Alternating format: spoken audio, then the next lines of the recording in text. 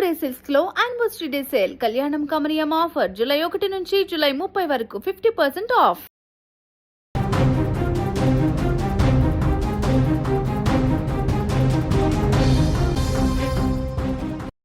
తెలుగు రాష్ట్రాలలో సంచలనం రేపుతున్న యూట్యూబర్ ప్రశ్న రావణ్ అరెస్టుల వ్యవహారంపై ఆయన భార్య అనూష తొలిసారిగా స్పందించారు.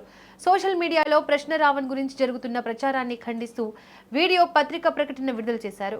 పవన్ కళ్యాణ్ మాట్లాడిందే తన భర్త మాట్లాడారని, ఆయనకో న్యాయం మాకో న్యాయమా అని ప్రశ్నించారు. ప్రభుత్వం ఇప్పటికైనా తమను వేధించడం ఆపేయాలంటూ వీడియోలో వేడుకున్నారు. మా వారిపై కేసుల మీద కేసులు పెట్టి స్టేషన్లు తిప్పుతున్నారు. వాటికి ఆయన బెయిల్ తెచ్చుకుంటుంటే మళ్ళీ కేసులు వేస్తున్నారు. మమ్మల్ని ఎందుకు ఇంత వేధిస్తున్నారు? మా కుటుంబం మొత్తాన్ని చంపేయాలనుకుంటే ఒకేసారి చంపేయండి. ఇలా కేసులు పెట్టి వేధించొద్దు. మా పాప వాళ్ళ నాన్న కావాలని బాధపడుతోంది. మా పసిపాప ముఖం చూసైనా ఇవి ఆపేయండి, లేదంటే మా ఇంట్లో వారంతా చనిపోతాం. ఒక్కసారి ఆలోచించండి సార్. మిమ్మల్ని ప్రశ్నించడమే మా వారు తప్పు అయితే మా ఆయనతో పాటు నన్ను మా పాపను కూడా చంపేయండి అంటూ బచ్చలకూరి అనుష వీడియోను విడుదల చేశారు. ఇక సోషల్ మీడియాలో సర్క్యులేట్ అవుతున్న రావణ్ వీడియో ఫేక్ వీడియో అంటూ పత్రికా ప్రకటన విడుదల చేశారు అనుష. యూట్యూబర్ రావణ్ గా ప్రజలకు పరిచయం ఉన్న నా భార్యపై జరుగుతున్న ప్రచారంలో వాస్తవం లేదు. ఆ వీడియో కల్పిత వీడియో, అదే సృష్టించిన వీడియో. తమ తప్పులను సమర్థించుకునేందుకు లేని వీడియోను సృష్టిస్తూ ఈ తప్పుడు ప్రచారానికి దిగారు. రావణ్ కులాన్ని కూడా వక్రీకరిస్తూ తప్పుడు ప్రచారం చేస్తున్నారు. కులాలకు మతాల పేరిట జరిగే విద్వేషాలకు మా కుటుంబం వ్యతిరేకం. అయినా సరే ప్రజలకు వాస్తవాలు చేరాలి అంటూ రావణ్ సతీమణి విడుదల చేసిన వీడియో వైరల్ గా మారింది. అందరికీ నమస్తే అండి. ఏపీ గవర్నమెంట్ కి ధన్యవాదాలండి. మమ్మల్ని మీరేం చేయాలనుకుంటున్నారో మాకు అర్థం కావట్లేదు, కానీ మా వారిని స్టేషన్ల మీద స్టేషన్లు తిప్పుతున్నారు. ఆయన నిజంగానే తప్పు మాట్లాడారంటే కేసుల మీద కేసు వేస్తున్నారు. వాటన్నిటికీ ఆయన బెయిల్స్ తెచ్చుకుంటున్నారు, మళ్ళీ వేస్తున్నారు, మళ్ళీ తెచ్చుకుంటున్నారు. బట్ ఎందుకండి ఇంత హెరాస్ చేస్తున్నారు?